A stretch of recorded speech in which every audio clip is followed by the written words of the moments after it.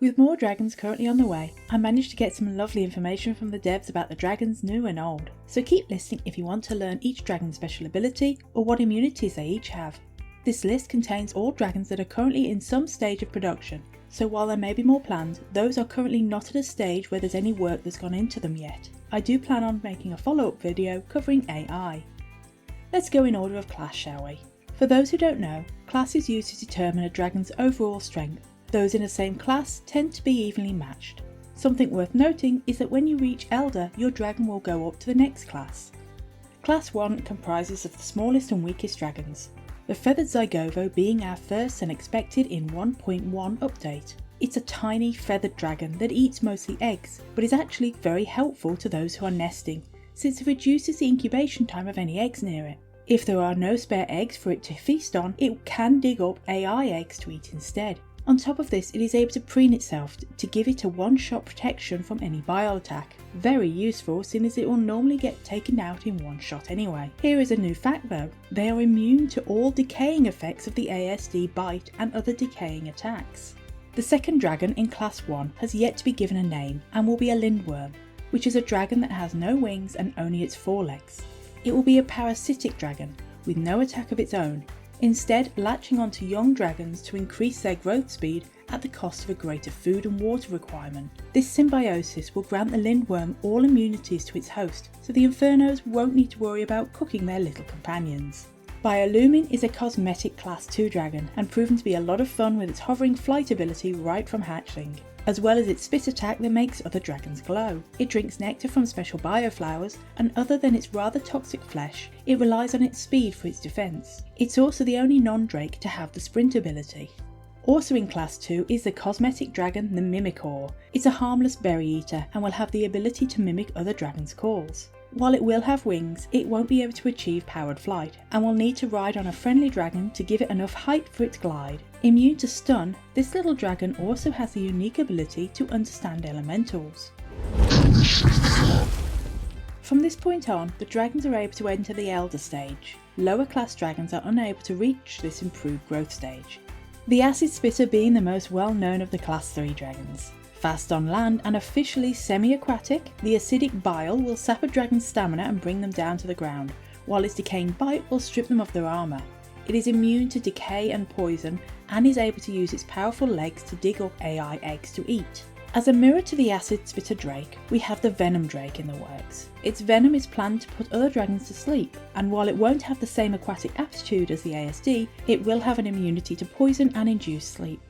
The next drake is a long drake, a type of dragon that is more suited to aquatic lifestyles, similar to an Eastern style dragon. Very little is known about this smaller long drake, but we'll be seeing more long drakes further down the list.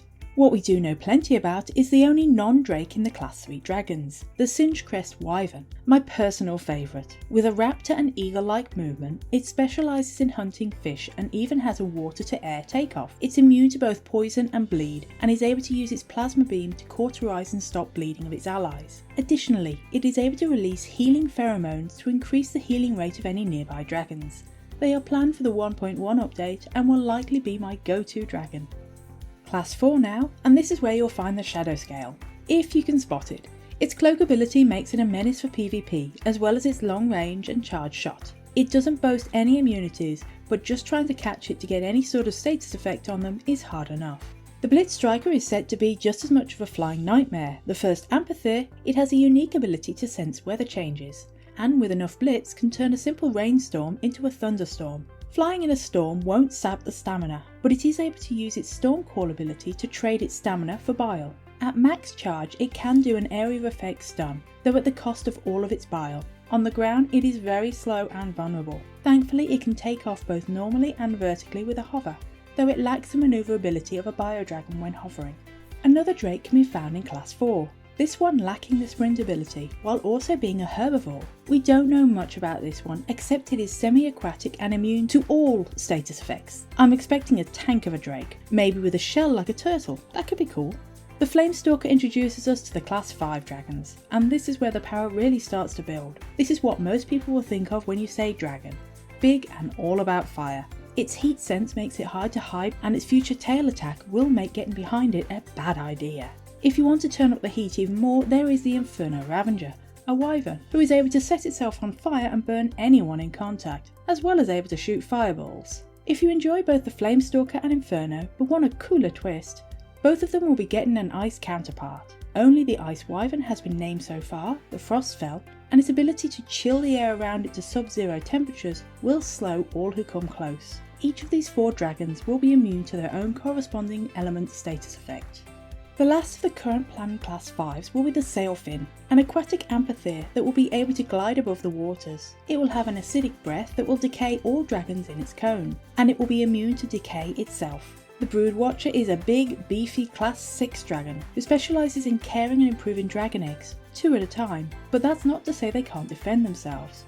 Their horn attack at the front and their spiky tail club at the back makes attacking on the ground a nightmare. It's even able to throw its spines at range and deal massive amounts of bleed. On top of that, it is immune to burn, freeze and stun. The Draven Hybrid is the only other Class 6 dragon, though likely not the only hybrid we will see come to the game over time. It is obtained by somehow breeding the Flamestalker with the Inferno Ravager, or with their ice counterparts. Its limbs, 2 pairs being wings, has proven a challenge to model into something that will animate in a way that won't result in a clipping nightmare. It will be able to switch between fire and ice attacks, and will be able to use its 2 pairs of wings to produce a gust that pushes targets in front of it away. On top of all of that, it will be able to hover like the Blitz striker, and will be immune to burn and freeze. Diving into the waters, the aquatic Tidal Shock Longdrake is currently the only Class 7 dragon planned. It has a static cloak ability that shocks any that touch it. It will be immune to stun itself. The last dragons we will go over are the Behemoths, both Class 8 and both with the ability to naturally grow to Elder over time. The Icehorn and the Fireclaw are both drakes, and while many dragons show small differences between male and female, these behemoths take that one step further. The Icehorn is male dominated, with massive horns and only a few females hatching, while the Fireclaw sees the females dominating with only a few males. The Fireclaw will also have a long cooldown on laying eggs. The Icehorn is semi-aquatic and immune to freeze and slow, while the Fireclaw is immune to burn and poison. And that's the full rundown. Of course, this information could change for balance, and new dragons could be added to the list. But what do you think? Which dragons are you excited to see and play? See you soon!